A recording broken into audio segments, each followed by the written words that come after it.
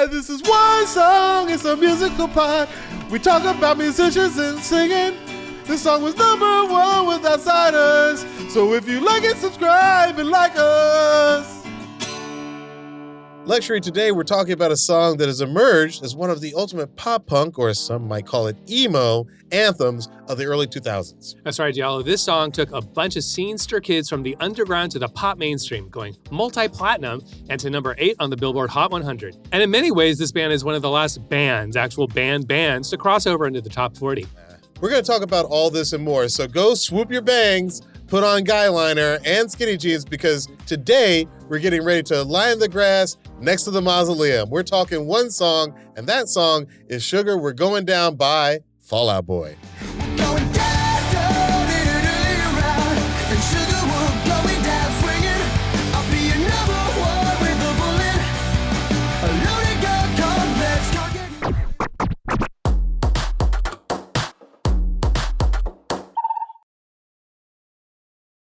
I'm actor, writer, director, and sometimes DJ, Diallo. And I'm producer, DJ, and musicologist LUXXURY, aka the guy who whispers, Interpolation. And this is one song. The show where we break down the stems and stories behind iconic songs across genres and tell you why they deserve a one more listen. You will hear these songs like you've never heard them before. And by the way, you can watch one song on YouTube and Spotify. While you're there, please like and subscribe. So Diallo, when did Fall Out Boy first come on your radar? Man, okay, so when Fall Out Boy first came out, I was working A&R back at my old home of Hollywood Records. And I was having this moment where I was realizing I was no longer the youngest person in the room. I'll never forget the generational shift. Yeah, this A&R guy was like, hey, are you really into... He asked me about some group that was like very popular with like teenagers, specifically teenagers. And I was like, I don't know if that's really me. And he's like, when'd you graduate? And I told him my graduating year. And he was like, oh yeah, you're a little bit older. And I was only like 24. I think I was 25 years old at the time. So that was very hurtful. But it occurred to me that like, oh, when you're 25, that's when things start changing. Perfect. So Fall Out Boy made you emotional, but maybe not because of the music. Because of the context. This is the era of early 2000s pop punk and emo bands. So we were transitioning away from like the Offspring. Blink-182. Right.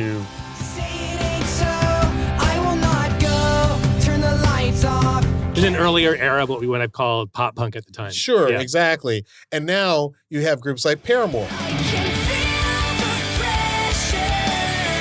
Panic at the Disco,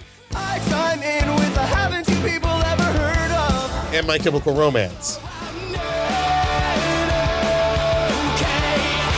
Fun fact, my wife, whenever My Chemical Romance performed Black Parade on award shows, she was the girl in the gas mask. Oh, so okay. she was brought out to all those performances. Claim to fame. Nice. She's done a lot more, but that was one of her claims to fame. Yeah. All these artists were huge on MTV, especially on TRL, aka Total Request Live. And Pete Wentz credits the success of this song, Sugar, We're Going Down, with the fact that MTV was playing this video a lot. Nonstop, on rotation, Absolutely. #1 week after week. Yep. Let's take a look at the music video.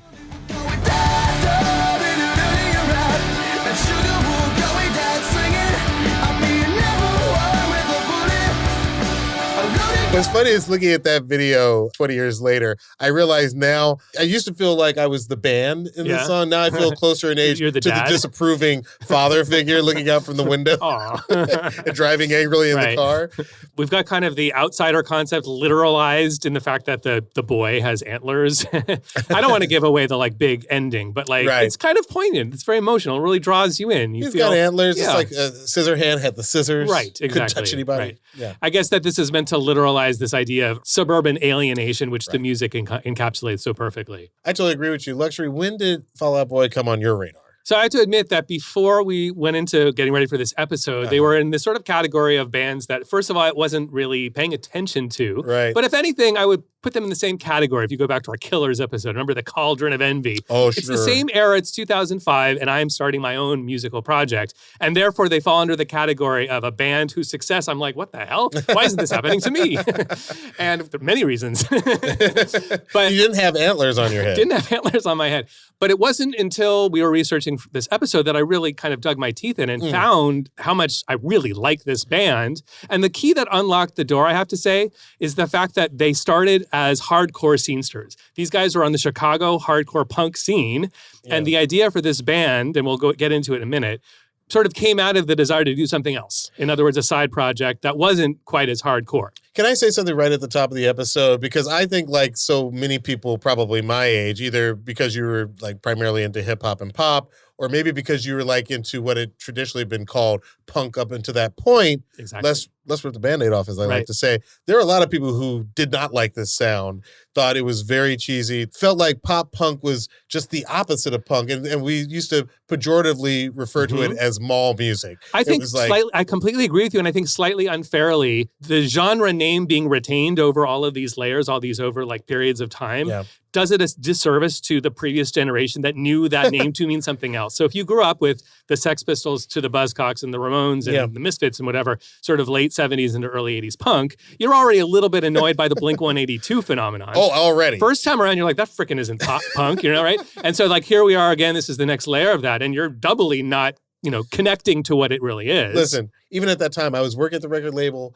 I was going to shows and showcases with bands like this. But to me, it just sounded like I'm at the mall. It was like, what am I going to not buy at Brookstone? Or like, it actually felt a little bit like Spencer's Gifts. You remember Spencer's Gifts? Like, absolutely, they had everything. It was like Spencer's Gifts. It's Hot Topic. Do they make it? We'll sell it. Like, it just felt like it's Hot Topic, it's mall, it's MySpace. It's all of that sort of the aesthetics of like connected to the music, but not the music itself. But I will say, just like you, this week been listening to a lot more Fall Out Boy, and I knew that like a lot of my favorite rappers who are younger than me love this group. Listening to it this week, I do, like you, have an appreciation for what made this sound in this era special. And again, the genre name does it a disservice to people that lived through it in a previous version of it. So when you say genre name, are you talking about pop punk or emo? I think it's just important to remember, and we talk about this on many episodes, that you have to separate with genres. Genres are trying to do too much work. There's sound, so punk rock sounds a certain way, historically to a degree. Crunchy guitars, faster tempos, maybe lyrically speaking, it was political consciousness at one point. But then there is a separation because pop music... Bush era. This is Bush era punk. Right. And pop music generally doesn't have anything to do with sound. It's just what is popular. Historically, pop music is what is popular. So when you merge those two words together, it's like, what does that even mean? What does that even mean? We're going to talk a little bit more about genre later in the show. But for right now, I think a lot of us, when we heard this music for the first time, we didn't know the backstory on the band. And I believe you just said that they had a hardcore band before they broke big. Exactly. So all the members of Fall Out Boy started life musically in various hardcore bands in the Chicago scene. Shout out to Chicago. Let's hear a little bit of Pete's hardcore band out of Chicago. That's right. This is Pete Wentz's band, Arma Angelus, one of many hardcore or metalcore bands. This song is called Before Christ, There Were Cowboys. Where do I go?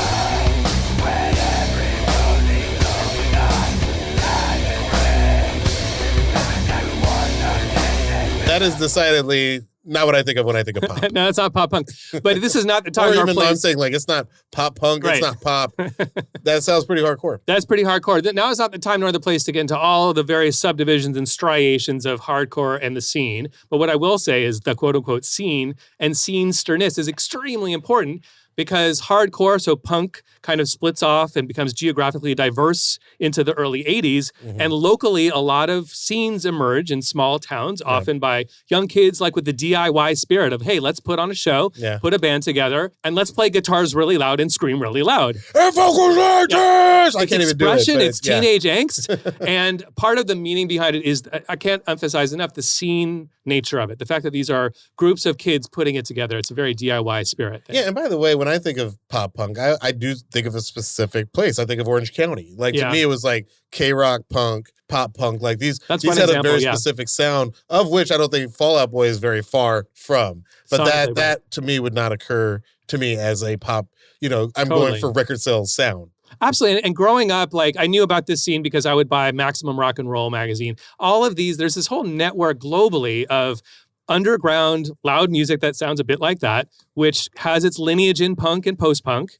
And it is all about the opposite of the mainstream.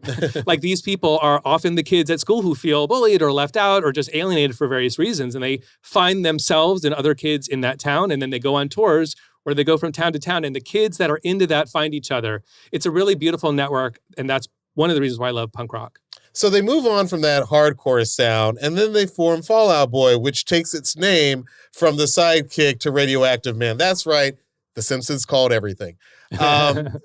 They form Fall Out Boy, and it's the friendship basically between Pete and Joe Troman. That's right. What can you tell us about that friendship? There's this great story about how when Joe, one day he's at Borders with his buddy, and they start talking about this. He was literally at Borders? He's literally at Borders Sounds like he was at bookstore. the mall. It makes so much sense. Been at the mall. Let's keep going.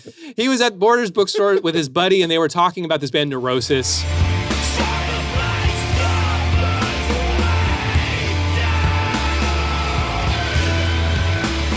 Hardcore band, late 80s into the 90s, kind of hardcore into metal. And then he hears this sort of like voice chiming in. This stranger comes up to him, this 17-ish-year-old boy called Patrick Stump, who's precociously, I think he knows who he is from the scene, because Patrick's also in his own band, but he's much younger. And he starts saying, Neurosis, you like Neurosis? Like, it's very precocious and sweet. And he's like, He pops up from behind a shelf of books like, Neurosis? Who's talking Neurosis? Somebody say Neurosis? And this is a moment where Joe and Patrick, they meet each other, but they also really hit it off, apparently. That's great. And very quickly become part of the band. And it's the three of them as the nucleus of the new band Fall Out Boy. And then they walked over and got a Wetzel pretzel. They visited the kiosk that only sells iPhone covers. So it sounds like they intentionally decided to form a pop punk group. And I want to talk about labels and genre real quick because, you know, they often get lumped into this category of emo, and a lot of groups get lumped into the category of emo. But what makes a band emo? Is it the music, the lyrics, their look? By the way, can I just say, even the name emo sort of is ridiculous to me because it's short for emotional, as if every other type of music was like Kraftwerk dry of all emotion. Right, no feelings. Even I think often about the term deep house, like a couple of different styles of dance music fight over the term deep house. Right. Some people say the deep house is basically that R&B style of house music that has like, Pevin Everett and the song Gabrielle by Roy Davis Jr.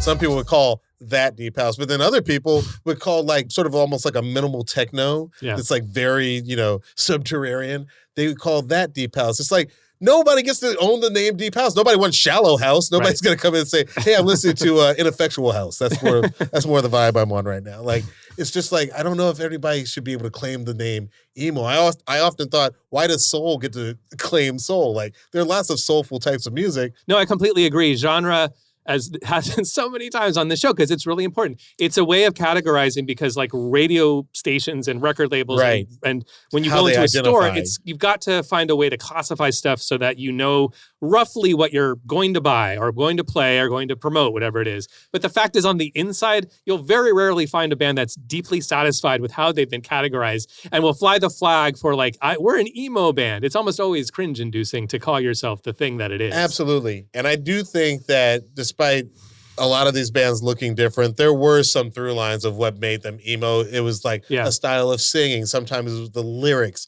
Sometimes it was just, are you that early 2000s scenester with like the asymmetrical haircut and like the skinny jeans? Like they all had like these different things within the subgenre that sort of, some of which have been around since the 80s. In a sense, almost every genre today, every time we name a genre, like every single listener will have a slightly different version of what someone's going to think we're wrong. Yeah, of course, because it's different. The word emo to me growing up meant Rites of Spring and Discord Records and DC Post Minor Threat and, kind of parallel to Fugazi. It's all, there's a scene, again, a local thing. The local thing's so important. It's so important, so especially before the internet.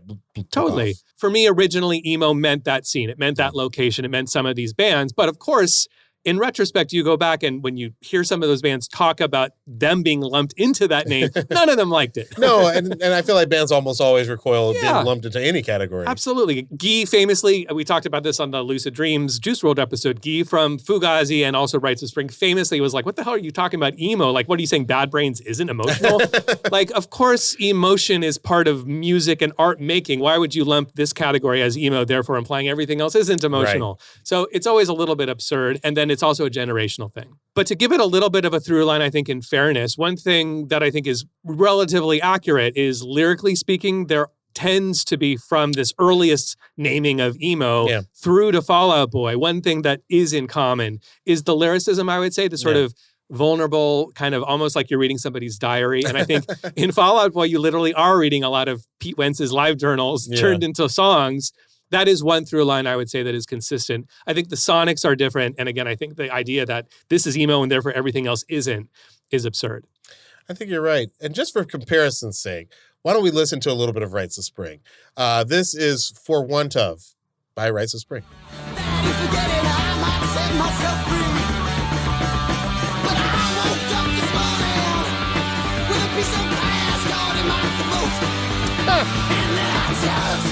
All right, I have to ask. Did somebody interpolate this? This sounds very similar to a song I know. Maybe. Give you drugs, give you pills, give you everything, everything. I think that song came first. That's Dramarama. Everything. That song came out before this? I thought that song was like in the 2000s. Around the same time. It's 85, same year. Play it. Who heard who? Just marry me, marry me, marry me. Good song for proposing, all you guys out there. Guys, do you hear some similarities there? Oh, absolutely, yeah. And it's so crazy. It's the same year. I don't know which came first. It's a little bit like Bounce Rock Skate and Good Times. You're like, who heard who? This is a perfect example of what we were just talking about because musically speaking, they have a lot in common.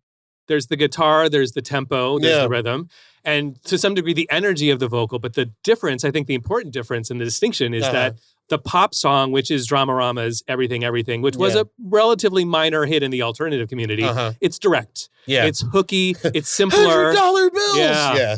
They're really hovering over just a handful of notes in the melody and the directness and the repetition versus the Rites of Spring, which shies away from being that direct and that unambiguous. One seems to have bigger ambitions maybe than the other. Yeah, absolutely. Yeah. I love it. Yeah, me too. I woke up with a piece of the past in my throat and I choked. Yeah, and I mean, be drama-less. This is speculation, but like to me, I hear that and I see it kind of when you see the words on this page, it's like, that is such a journal entry that he stepped up to the mic and decided and sang and shaped it a little bit melodically, but kind of not all the way. And when we get into the Fall Out Boy song, there's actually a lot of parallels in my mind to how the origins of the lyrics. Yeah, I agree. And listen, a good actor, you immediately relate to them. You know what I mean? Like they make even the strangest or weirdest character relatable. And I think that these diary-like lyrics, they pull you in because as soon as I heard that, the past got in my throat that I choked, like I immediately thought there's somebody in my life right now, not anybody particularly close, but like I think we may not be getting along. And as a result, it's nagging me a little bit in the background. So I can really relate to that idea of like something getting in your throat and now I choke. Yeah, and it's more poetic. I mean, there's no shade against Dramarama, but like, give you everything you want, $100 bills. The idea of like, marry me, marry it's me. Amazing. It's great, but it's not quite the same level, I would say, of poetry. Dramarama, debate us on that. That's our hot take. We're coming for you. Yeah. After listening to a lot of Fall Out Boy this week, the other thing I just have to take it all the way back to is like this is directly linked to the earliest punk rock. And I'll never forget the first time I heard the Sex Pistols. I'd heard about them. I knew what they were culturally, and I'd seen the pictures of Sid Vicious and the spitting. I'd seen the T-shirts, The first time I heard the Sex Pistols, I was like, oh, this is a rock and roll song. Like, it was a little surprising musically that it was just a song in a genre that I was somewhat familiar with. I think similarly, we forget that the Ramones, the Misfits, the Buzzcocks, all these punk rock bands were making pop songs. For example, here, one of my favorite all-time bands, the Misfits, this one of the great bands of all time, led by the great Glenn Danzig. Listen to how he is singing and listen to the music. This is pop music, my friends. Last Caress. Sweet lovely day, just waiting for your breath. Your sweet death one last caress. The Misfits are admittedly one of my blind spots that I'm not proud of. You don't have I've to be said ashamed many of that. times on the show. To me, they were the scary T-shirt at the beginning of the record store. Of course, but I never like actually listened to them. Sorry, guys, I've never listened to Danzig either. It's like Ozzy. The disconnect between, in many ways, the visuals and the shirts and the logos and the videos and the this and the that, the gore. You're going to tell me that they were kind of like a happy-go-lucky band? No, but the Misfits, the wonderful quote unquote disconnect. I'd say the juxtaposition is a better word. Between how they look and how they sound. Yeah. Because it's all, we got the devil lock hairstyles, we got the muscles and the skulls. I want your skulls, I need your skulls. Every song, horror business, and I turned into a Martian, all these 50s horror movies, song titles. But the songs themselves are pop songs. And this song was called Caress? That song is called Last Caress. Last Caress. I think that we probably did not play some of the lyrics on the podcast itself. Some of these lyrics are not cool. Some of the lyrics are very not cool. Some of them are not cool. But that chorus, that's a go listen on your own time. Notice the sing-along sing-along chorus, though. I think a lot. Go the Ramones, go Blitzkrieg Bop, Hey Ho, Let's Go. These I are know the sing-along. Ramones. I know Blitzkrieg Pop, and I know I Right. Want to Be Sedated. Those are fun times. Pop songs with sing-along choruses for Yeah. the whole crowd, which is not disconnected from what Fall Out Boy is doing on the Gotcha. top of the pops. I will say that did feel like 70s rock. Yeah. And obviously, punk didn't just grow out of the ground. Like, it came out of 70s rock. Correct. So I understand what you're saying as far as pop. I don't know that necessarily sounds like pop. I'm so glad you're saying this. So pop music, Yeah. historically, is just what's popular, which means that it always sounds different all of the time. Sure. And it eats and absorbs other genres based on what's happening in that moment. Yeah. Just to separate the two things, the sound, pop music sound almost doesn't matter because it will change over time. To me, yeah. pop just means, up until just the last 10 years, pop meant it can be played on radio. That's fair. Specifically. That's a fair point. You know? I was just going to say that Yeah. what makes something quote unquote pop, I think, to me, Uh-huh. as like a consistent thread, like you'll mostly be right if you describe it this way.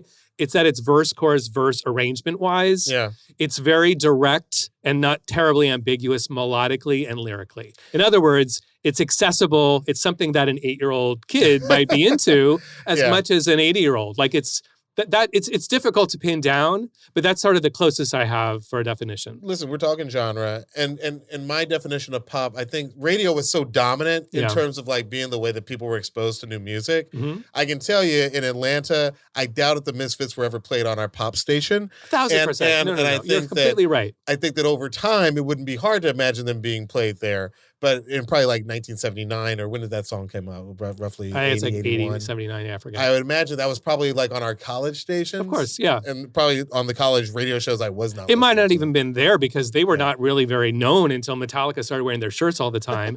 They're I'm telling you, super I underground. think a shirt can go a long way. Absolutely. A Those Misfits Misfit shirt. shirts were all over Wax and Facts. Shout out to Atlanta, Wax and Facts, and some of our like underground record stores. Glenn that you go Danzig's to. whole career is Yeah. because Kirk and I think Cliff wear Misfit shirts on Master of Puppets on the back cover. Seriously, though, No, because that they're makes a sense. local scene. They're from Lodi, New Jersey, and they pressed up 500 copies of their 7 inches. They were very underground and unknown. But you're making a great point, and just to be clear, just to kind of add another layer of nuance to my pop music definition, which is tricky. Yeah. When we say pop punk, Mhm. when we talk about something like pop punk, when the word pop in that sentence, Yeah. I would say is disconnected from whether or not it's on the radio. When they said, let's start a pop punk band, I think they were saying, let's write big choruses Yeah. with verse, chorus, verse structures, and the melodies that are relatively simple. Yeah. And by the way, it happened to get on the radio. But I think that's what pop meant in that context when it's attached to the word pop punk like that. I think that's how we ended up with another very famous group that took a lot of its lessons from punk, Nirvana. Because nowadays Mhm. I see all these kids walking around Nirvana shirts, and sometimes they don't know any songs by Nirvana other than "Smells Like," the Misfits, Nirvana. Totally. A t-shirt can bring you a long way. It'd be fair to call Nirvana pop punk too. I mean, like some would of agree. Territorial Pissing, some of those faster songs. Absolutely. Those are pop punk songs. I like that. I think we're agreed. And we're going to take a quick break, but when we get back, we're going to hear how Fall Out Boy applied these punk roots with a pop songwriting aesthetic on their breakout hit, Sugar, We're Going Down, right after this.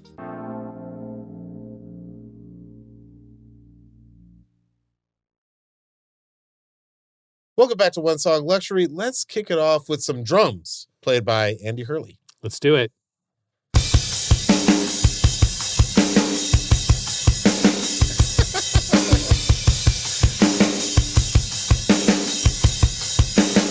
Those are some rock and roll drums, my friend. I mean, what's funny is when you take everything out but the drums, that could be like 9 songs that It I could be know 9 of. songs. And one thing important to point out is that this is a halftime song. So the song is technically, it's 81 BPM. Yeah. You'll find it online. People will say 161. It's not. Also, can I just say Foo Fighters, my hero? Like, I'm hearing it can too. you play it real quick? Can you play those drums again? There's a couple sections that evoke that Dave Oh. Grohl sound. And let's hear that one again and listen for My Hero on top.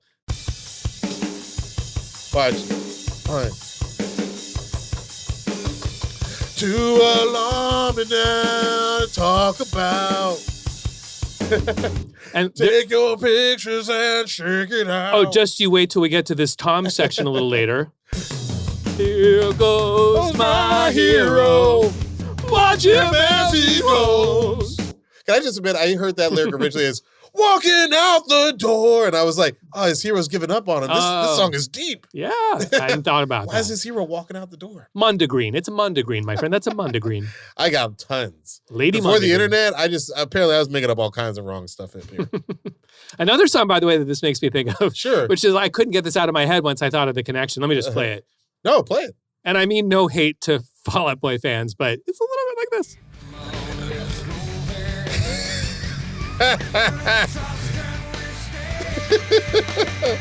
Can you take me higher? You're not wrong. Those drums are very not similar. wrong. It's very Wait, Creed. is that Creed? It's very Creed coded. That's Higher by Creed. How sad is that? I was like, is that Nickelback or Creed? I know. Either way, it's going to That's insult reasonable.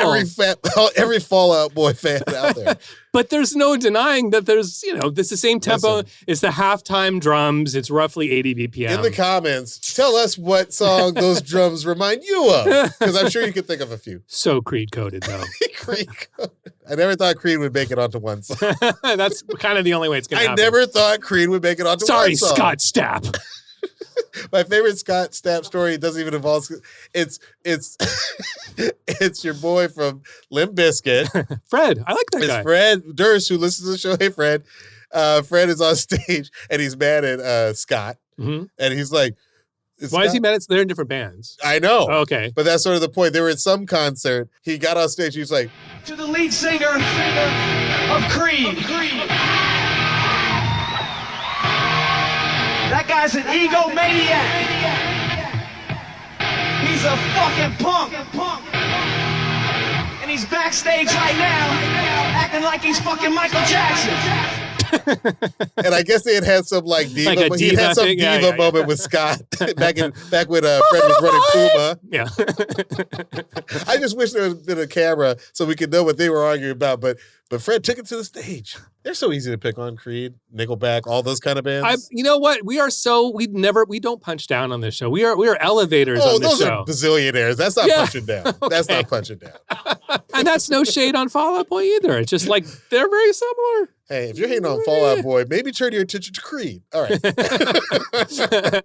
So just to finish the story of how the band came together from before, Andy Hurley was the fourth member, the drummer. They'd auditioned a bunch, but he really locked it in. Great quote from Joe. Andy made us better. His solid backbone drumming made me want to be a better band. And it's true because in terms of their instrument playing skills, they were into hardcore bands, but they weren't necessarily very technical players. But the drumming, when you listen to this song, listen to the drumming, Andy's really locking it in. He has a big metal and hardcore background too. His favorite drummer is Lombardo from Slayer. So and every time I read up about who these guys were when they made this band, I just love them even more. So we should mention that the producer on this song, Neil Avron, worked with a lot of pop punk bands at that time. We're talking about Switchfoot, Yellowcard, Newfound Glory. In fact, Neil really helped shape the verse on this song. Originally, the verse was a lot slower, apparently, and he told Andy to try a 4 on the floor beat to keep the energy up. Can we hear a bit of those drums, the 4 on the floor? So this is verse 1. Opening up that hi-hat slowly but surely. So I'll just say this, as you listen to the song, what's kind of fun, stepping back for a second, we talked about how pop, part of what makes it pop maybe is arrangements. There's a very strict arrangement structure that I think Neil Avron helped contribute. When across the song, every 8 bars, something changes. So as I've done, I've chopped it up and I'm kind of looking visually at it. You can really see that the drum beat, every 8 bars, he does something a little bit different. It's really cool. So we just went from that opening kind of Creed meets Foo Fighter type thing into that hi-hat, kick drum, 4 on the floor thing. And just now at the tail end of it, before I started talking, we got into this next beat, which was about to go for 8 bars. Yeah, but can I just say, it sounds like fast disco. It's like doom, doom, doom. Yeah. It actually reminded me, just hearing it in isolation, of Panic at the Disco's big song, I Write Sins, Not Tragedies. Not tragedies. No, you don't do that. Who does that? Let's talk about Pete Wentz. Peter Lewis Kingston Wentz III. His father's Jamaican. Yes, he is. Kingston. Kingston. Right there. Who knew that he was half black? This is like a theme on the show. Yeah. We've seen this before. So in this band, Pete Wentz, he's half black and he's feeding lyrics and ideas to Patrick Stump. I can think of another band that does that, Depeche right? Mode. Right. Martin Gore, who's half black, is feeding all his ideas to David Gahan. Exactly. This just seems to be a way. It's a way. It's just happen accidentally over and over and over again. Absolutely right, Diallo. We're going to talk about their dynamic and that phenomenon of the lyricist and the singer being different. Yes, it's different. Yeah. A little bit later when we get into the vocals. For now, let's listen to Pete on the bass. I love these bass lines. And then one thing to pay attention to is, again, like the drums, the theme and variation, like every 8 bars, he's doing something different. Pete's doing that as well. And I believe that Neil Avron had a lot to do with that choice because he believed a lot in the pre-production process. Yeah. So he helped them figure out structurally how to make this a pop song with this pop type of craftsmanship. All right, so here's Pete in the chorus.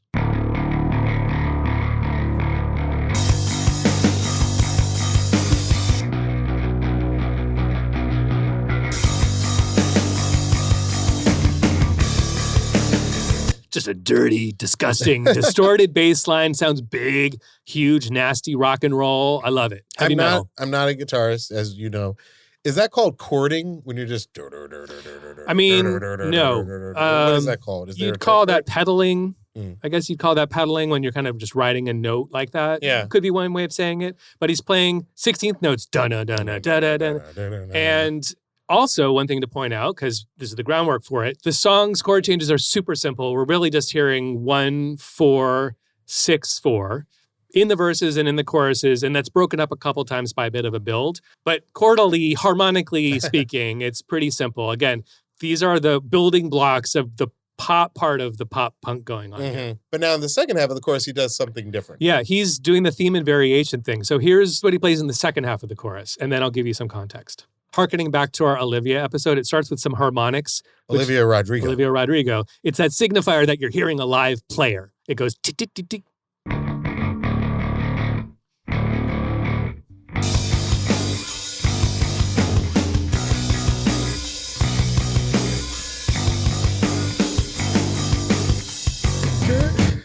Now I hear, can you take me? You can't take the Scott Stapp out of this once you've heard the Scott Stapp. Gets into you, you can't get him out. You got that Stapp hooks in you. The Stapp hooks. Sounds like a disease. He's like a wine stain after 3 days. Rhythmically, at the end of the song, they do go to double time. No, you're absolutely right. Patrick Stump tells the story that a friend of his was listening to the song and he was like, it's a little slow. So at the very end, they decided to go double time from the halftime, I guess, as it were. So it's just kind of the regular rock beat, but it's only for the final 8 bars of the song. And that sounds like this.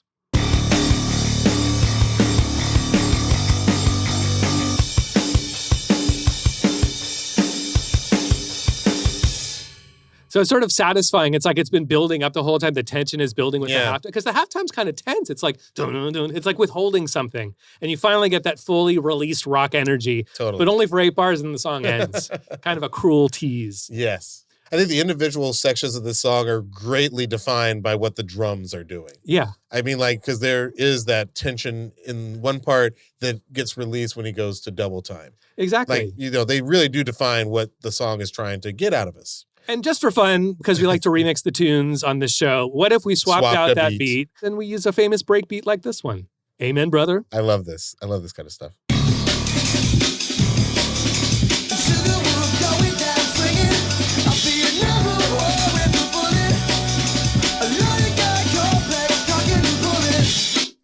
What's funny is I would have probably listened to that version. That would have been sick. That's sick.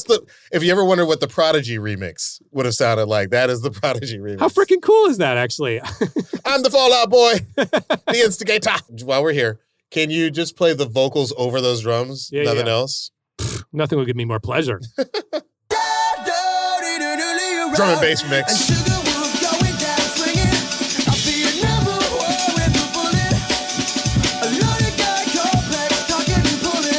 Jungle! Jungle, drum and bass. Sick! It's so that was sick. So fun. It was so fucking fun.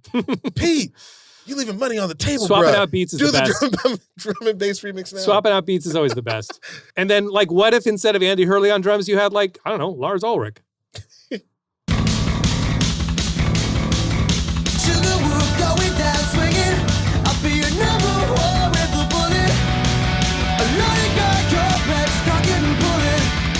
I wish you hadn't said it was Lars, because if you just played those drums, I would have thought Primus. Yeah. I would have thought maybe like early Blink or something. Like Yeah, it's okay. like very No, that's Lars from Fire with Fire. That's true double time. So that's actually from Metallica. That's from Metallica. That's Lars from Metallica playing the drum break from Fire with Fire. Yeah. And that's technically 4 times as fast as the actual drum beat on the song. It's double time doubled. So let's move on to the guitar. We have Patrick Stump, aka the Stump. I just made that up.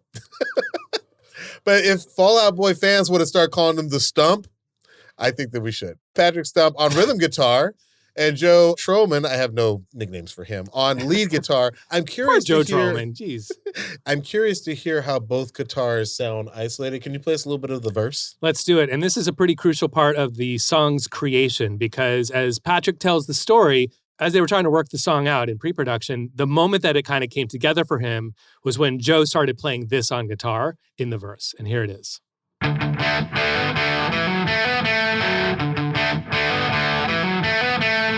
And just to give you some context, so this is the first verse. That's a little lick, little riff that Joe's playing. And that, as Pat in the telling, Mr. Stump, says that inspired him to do a little volume flick. And if you ever see him play live, every note he's playing is just a volume swell and then goes from 0 to 10 and back again, basically. Wow. And it sounds like this. And then I'll play them together. A volume swell. Rhythmic volume cuts, if you will. So it's like this, like turning the volume knob. Just his hand is here, and then Did it's he hit one note and then he's just fucking with the volume? he's fretting what sounds like an octave. Maybe he's going. I I did not know that was a thing. Yeah. Can I just say, as a DJ, there have been so many times when like there's like one last note and I take the rocker switch and I go, you know, like that's like DJing 101. And I did not know the guitar players did that too. That's called tremolo. It's called tremolo? There's a pedal that does that, so you can have your sound across. You can play a chord. You play one chord. Yeah, it'll sound really swamp.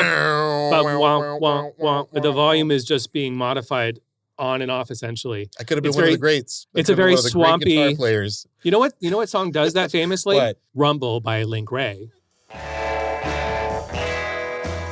There's a little bit of wobble. Oh, It's very okay. subtle, but the effect that does that on guitar is called a tremolo, and you can adjust it to be extreme or not. That's the one. Yeah, So that's anyway, cool. I didn't know that. Patrick was Stump happening is doing a little Okay. bit something similar, but he's going full out. and he's literally using the volume knob on his guitar to have the same effect. It's like the difference between auto-tune on Cher's "Do You Believe in Love" and then going to T-Pain. Exactly. Yeah. Same tool, used differently. Used differently. And then in the chorus, and I'm actually not sure which of the two guitar players plays which part, but I will play the two main things isolated and then together. This is the chorus. And then the other part is.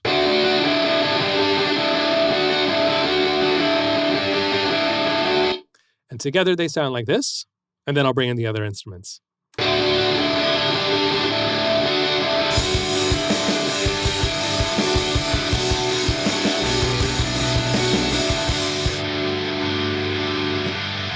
Who is that? I'm sorry. Play that very last thing you took out again. Okay, so here's my comment about that. Both of these guitar parts put together leads to this general sort of like crunchy grunginess. I don't know what else to call it. And I noticed that was like a really big thing, basically from the late 90s all the way until sort of like, I guess you'd have to say dance music starts taking over rock and roll sort of right around 2009 or something like that. But you don't really hear it on 80s songs. You don't really hear it on even like early grunge songs too much. Okay. But I do think it kind of came out of grunge and things just got crunchier and crunchier. You definitely hear it when you're driving. I think as much as we're song. trying to be polite and not do too much Creed and Candlemass on this episode, it's really relevant that in the 90s on pop radio, you did hear these sounds. Yeah. And they laid and established a comfort level to the average listener ear on Top 40 radio.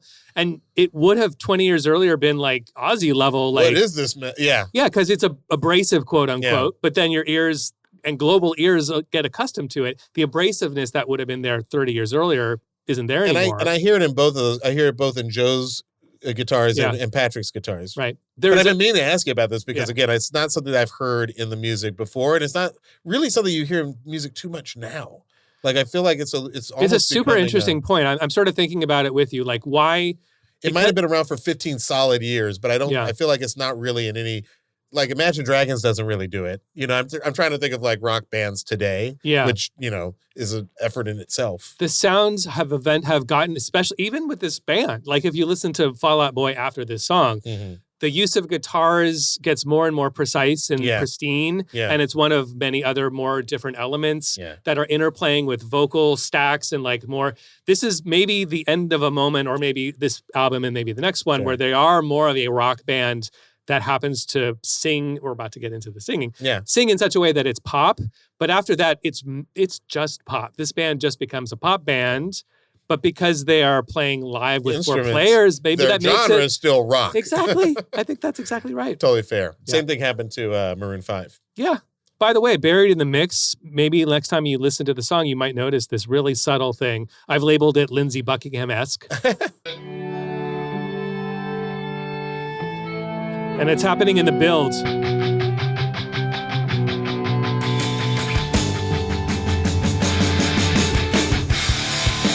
So this little subtle layer of swirly guitar basically blended together. Probably like several layers of guitars in there. Yeah, that's one of those classic things. I don't know that I ever noticed it, but I felt it. Exactly. It's definitely there for a good purpose. Yeah, it's helping with the build. Well, it wouldn't be a Fall Out Boy episode without talking about the Stumps. Jesus Christ. The Stumps vocals. I'm going to keep saying the Stump. I think that's a great nickname. We have the Edge. We have a couple of guys in rock specifically who are known as the something. So why not Patrick Stump? Why not Patrick Stump? The nickname's right there, you guys. Patrick Martin Stumpf, originally born with an H at the end of his name, then modified to Patrick Von Stump. Not sure why the middle name went with it. He was like, not German enough. Stumpf, not German enough. Let's go for Von Stumpf. Why don't we start with just the verse? Let's start where the song begins, vocally. Lie in the grass next to the mausoleum. Mars. I'm just a notch in your bedpost, but you're just a light in a song. Notch in your bedpost, but you're just a light in a song. Such a great line, by the way. Oh, such a good line. Not in my bedpost, but you're just a line in the song. Ooh, cutting! Yes, and Taylor Swift has often said that Fall Out Boy was one of her biggest songwriting influences. You hear it in that line. Like, that could easily be just a line, actually just a line on Taylor Swift's song. I think it also speaks to, like, the emotional vulnerability of this song, that, like, he's like, hey, you hurt me, but now you're just a line in the song. Like, it's a little bit of get back, but it's also like he's putting himself out there as well. In the verses, there are really kind of just four notes the entire time. There's a fifth note in one moment, but 85% roughly of the melodies, of the notes you're hearing in the verses are three notes. And they're do, re, mi, as in do, re, mi, fa, so. So they're the cornerstone of like basic nursery rhyme-esque. And by the way, Patrick Stump says that he consciously did that on purpose. Like, it's a way to counter the complexity of the lyrics and the absence of rhyme is by making those melodies super simple, but varying them slightly. So it's really interesting when you listen to the whole of the verse and pre-chorus. You're not getting that many different notes. You're just getting variety of those same notes with a very solid emphasis on that third note, the do, re, mi, which is the major third. And that's important because like the happiness and upbeatness and popness of this is really underscored and emphasized, I think, by the use of that. So I don't know. I don't usually like to go too deep into melody deconstruction. But this one, that's helpful. It's really relevant because that's what he's doing on top of this bed of like rock and roll, basically. You say they're basically just do, re, mi's throughout the verse, but then we hit that pre-chorus, and it sounds like they bring in a new note. They bring in a new note. You totally nailed it. That da da da, that da da is a new note, which your ear is like, oh, cool. I got something new. I got this leading tone. Totally. So let's listen to that. Drop a heart and break a name. We're sleeping for the road team. God, his voice is so clear. He's got a little tremolo. I don't know what that is. It waves. Such a strong emotional voice. And it didn't surprise me to find out that these guys were apparently huge Elliott Smith fans, because he too was sort of like really vulnerable and like, you know, it's just like, it's like your heart. It's like putting all of your heart onto that track and just like leaving it there. That's the emo. That's the emo right there. One of the things that I think makes Fall Out Boy unique is the fact that there is this combination of poetic lyrics and it doesn't always rhyme.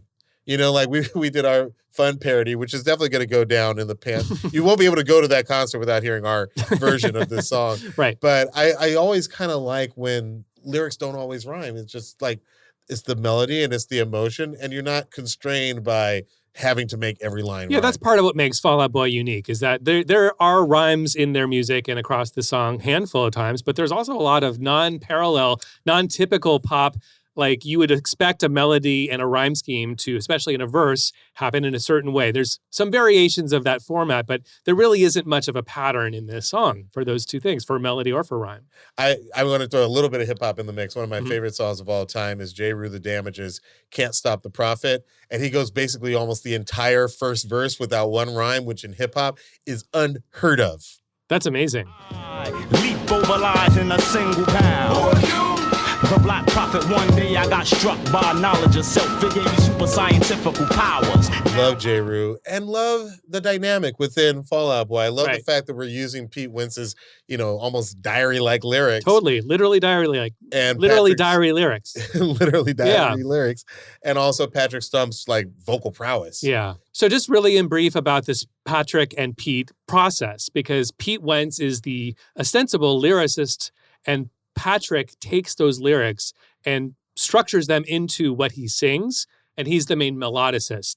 And between the two of them, they craft what Patrick is singing, which, as we talked about earlier, is so interesting. Yeah, that's They're not typical. really his lyrics. Yeah, that's right. They're really Pete's lyrics at the end of the day. But it is definitely a collaboration. And from my understanding from Patrick's telling and description of how the process works, Pete will give him a lot of content, a lot of phrases, a lot of fragments. Every now and then there's a complete song, but a lot of Patrick's job is to sort of weed through and find, that's sort of cool. mix and match a story. Or if there already is a story, make it singable and find a melody for it. That's interesting. So it's not just, it's not just Pete just handing him the song and say, sing this, Patrick. It's actually him giving him a lot of stuff and Patrick sort of picking and choosing. Which speaks to we were talking before about Depeche Mode, right? There are lots of other situations where the person you hear singing isn't necessarily the lyricist, but Bernie Taupin writes lyrics and then Elton John composes a melody and chords and everything else to these lyrics that he had nothing to do with. This seems like it's a little more involved because Bernie Taupin famously slips them under the door.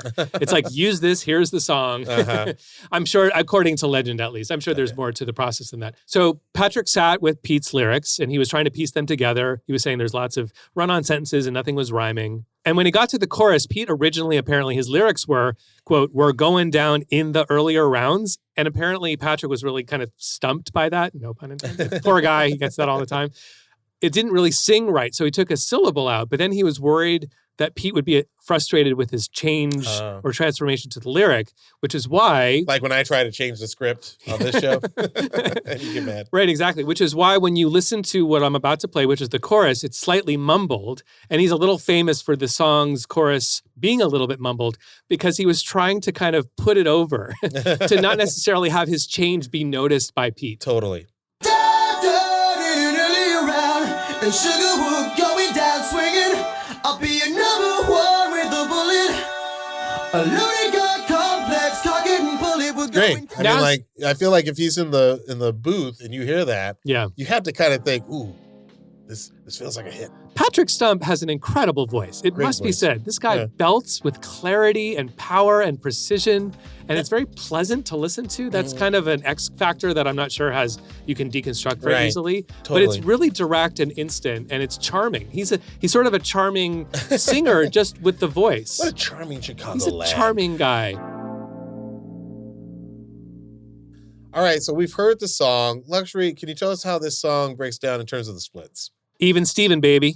This is a That song. always works. This I'd is a love song. to hear that. 25, 25, 25. And this is important because Joe has written a book and talks a lot. This is a moment where this is his band originally. Remember, Joe and Pete, but his involvement he's not the front man. He's not the lyricist. He didn't really write the music ostensibly from all the stories. Yeah. He's not the primary guy, but as a band, they're splitting it equally, and the band stayed together this whole time. Yeah. They've had moments of breakup, and they've returned. But it says a lot about longevity when you have splits that are even Steven, even if somebody maybe didn't pull their weight from one song to the next. Totally. So I'm a big fan of the choice to make it I know, 25, man. 25, 25, Every 25. time you say even Steven, Yeah. I'm just like, there's yeah, justice. it feels in the good. world. It feels like justice. Even though, That's I a mean, good way like to you put can make the case that like you said, like Pete's definitely bringing, the lyricism that we appreciate. Patrick's belting his heart out. But, Yeah. like you said, Joe was originally there. No, but it's really poignant for me. When I read some of the excerpts from his book, he talks very vulnerably about, and in this moment, he's found himself feeling like he was losing his own band. Yeah. Because he was really receding from the head. Not to make it personal, but didn't you say one time you were on tour and the other guys in the band were sort of like, making you feel like, hey, wait, I started this band. Yeah. Yeah. I know the feeling. I know the feeling firsthand of like, guys, everything that's happening is because of me. I'm not trying to be a jerk about it, but Yeah.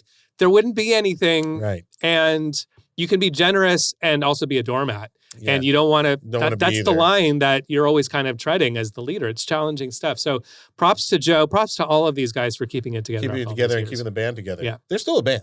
They are still a band. They are still a band.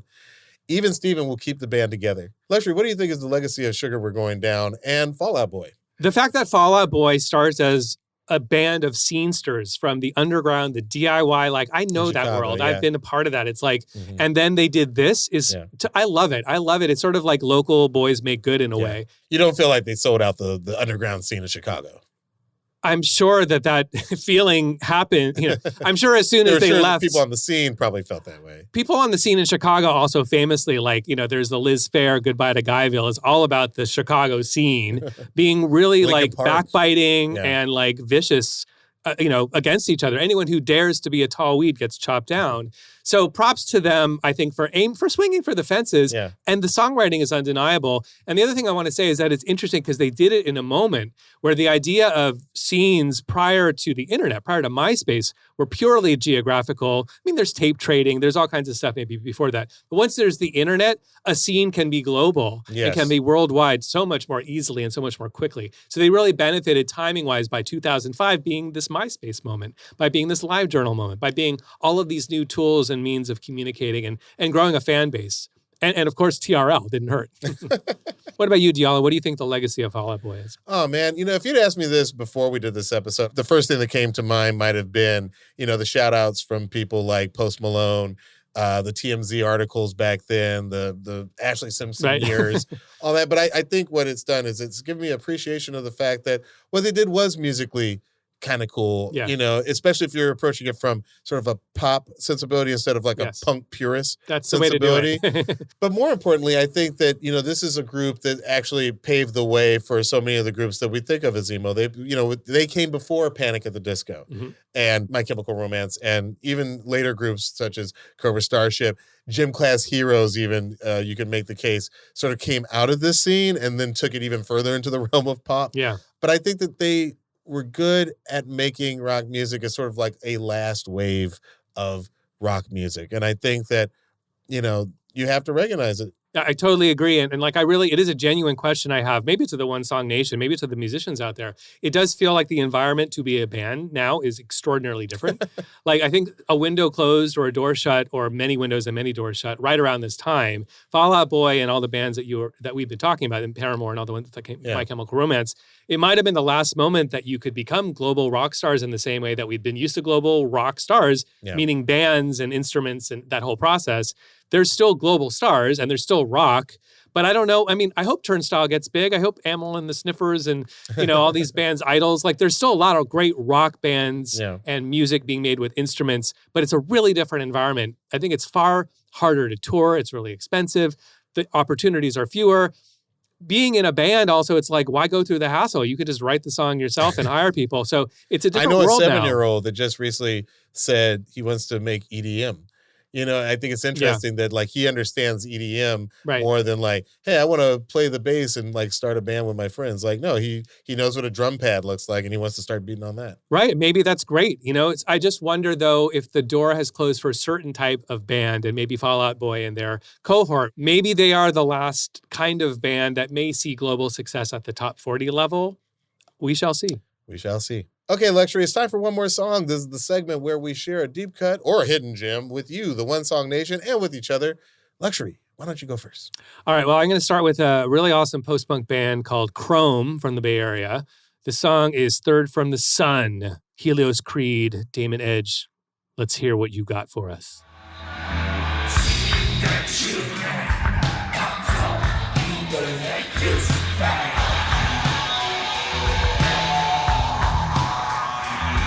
The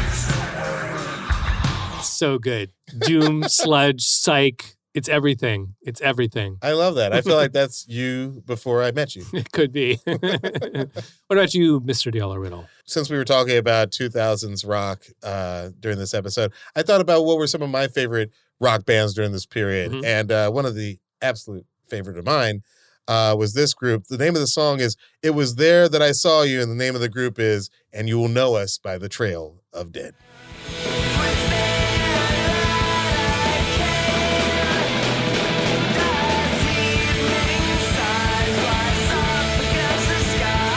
Band out of Austin. I really love that song. They're great, yeah. And I really love that album. For those who are not initiated, Source Tags and Codes was the album. It's a great album. I guarantee you'll put it on, you'll fall in love.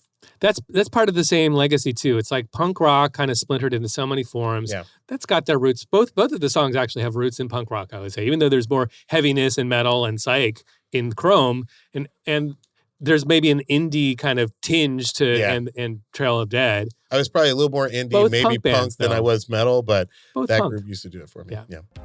As always, if you have an idea for one more song, DM us. You can find us on Instagram and TikTok. You can find me on Instagram at Diallo, Diallo. That's it, at Diallo.